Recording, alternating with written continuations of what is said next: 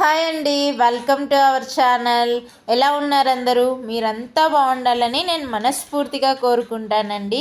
ఈరోజు వీడియోలో మంచి ఇన్ఫర్మేషన్ ఉంది, లాస్ట్ వరకు చూడండి. టకా కట్ చేస్తున్నా, ఏందనుకుంటున్నారా? అది పాలకూర అనమాట. పాలకూర పప్పు చేద్దాం అనుకున్నా ఈరోజు.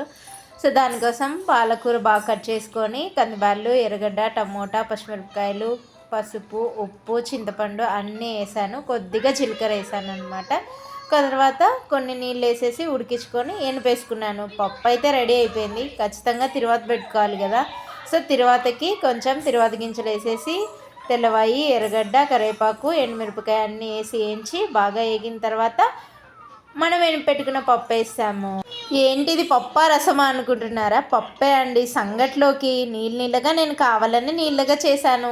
పప్పు నీళ్ళగా ఉన్నా ముద్దగా ఉన్నా మనం మాత్రం తినేస్తాం. అలాగే మన లైఫ్లో అడ్జస్ట్మెంట్ అండ్ కాంప్రమైజ్ ఈ రెండు ఉంటే లైఫ్లో ఎక్కడైనా హ్యాపీగా ఉండొచ్చు.